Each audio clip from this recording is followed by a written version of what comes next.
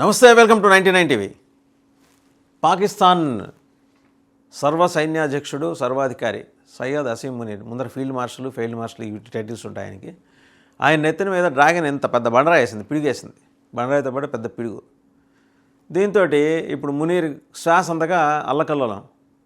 ఏ రోజైనా వెళ్ళి బంకర్లో దాక్కోవచ్చు. ఎందుకంటే అత్యంత విషాదకరము పాశవికమైన వార్త చైనా మునీర్ చెవిలో వేసింది. ఏంటంటే ఇక మీదట మేము మీకు ఆయుధాలు ఇవ్వమని. మామూలుగా మనలాంటి దేశాలు అయితే తేలిగ్గా తీసుకుంటాయి. పాకిస్తాన్కి చైనా మించి దిక్కులేదు. అడుక్కునేవాడి దగ్గర గిక్కునేవాడని చైనాని మించి లేదు, అంతకు మించిన సౌకర్యం లేదు. వాళ్ళు తెప్పితే పాకిస్తాన్ ఎవరు నమ్మరు. పైగా చైనా ఏమనుకుంటుంది, పాకిస్తాన్ని వాళ్ళ ఐరన్ బ్రదర్ అట. అంటే అంత బలమైన బంధం. చైనా ఒక అయస్కాంతం, వీడొక ఐరన్. నిజంగా వీడు ఐరనే మునీర్ అనేవాడు ఆ దేశానికి. ఆ రెండు ఇలా అతుక్కుంటాయని చెప్పుకుంటే తీరామోసి ఈయన ఏం చేశాడు, ఈ మధ్యకాలంలో నెలకోసారి అట్ల తెద్దని లేకపోతే ఇంకో పండుగని తొలి అమావాస్యని ఆ పండుగలకి అమెరికా వెళ్తున్నాడు.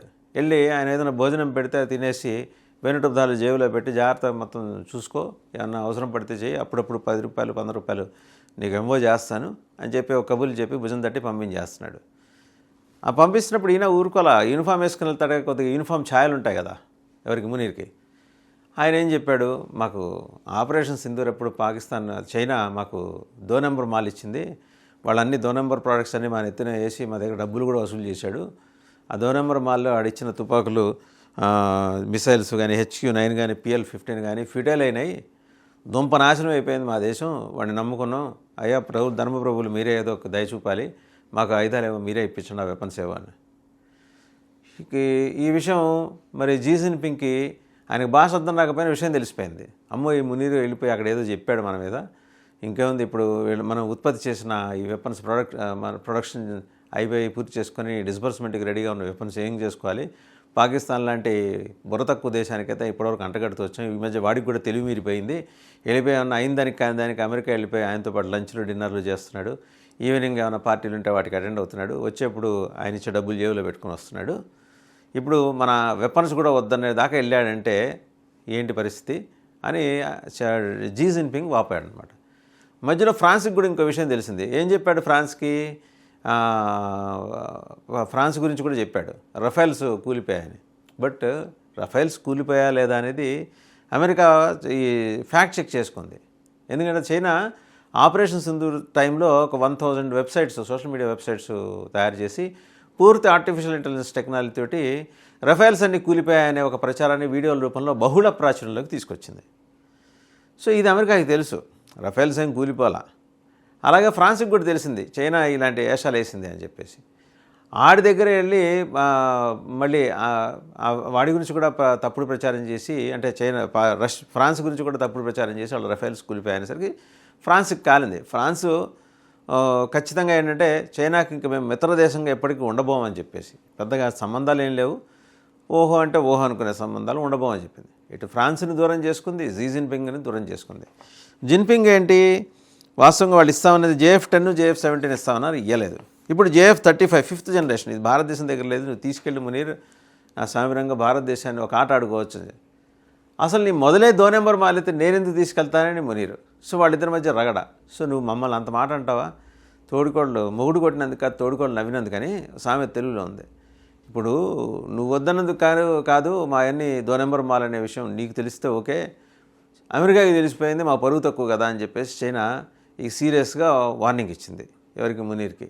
ఇంకోసారి అడుగు చెప్తాను, మా సంగతి చెబుతాం, మమ్మల్ని వచ్చి అడుగుతావు కదా వెపన్స్ కావాలి మీ టెర్రరిస్ట్ ఫ్యాక్టరీకి, అదే యూనివర్సిటీలు ఉన్నాయి ఒక బహల్పూర్లో ఒక యూనివర్సిటీ మనం డిస్మాంటిల్ చేసాం మనం, ఇంకోసారి ఇప్పుడు బంగ్లాదేశ్లో పెట్టబోతున్నాం, వాటికి కావాలని అడుగుతావు కదా అప్పుడు చెబుతాం నీ సంగతి అని చెప్పేసి జీ జిన్పింగ్ చైనా భాషలో గట్టిగా కేకలు పెట్టేసేట ఈ సయ్యద్ అసీం మునీర్ని చూసి. సో ఇప్పుడు అసీం మునీర్ ఏంటి, రెంటికి చెడ్డ రేవడైంది. అమెరికా ఆయుధాలు ఇస్తుందో లేదో తెలియదు, ఏదో సచ్చో బుచ్చో ఇప్పటిదాకా చైనా ఇస్తూ వస్తున్న ఆయుధాల మీద ఇక దిక్కు దివాణం లేదు, వాడు ఇవ్వని పొమ్మన్నాడు.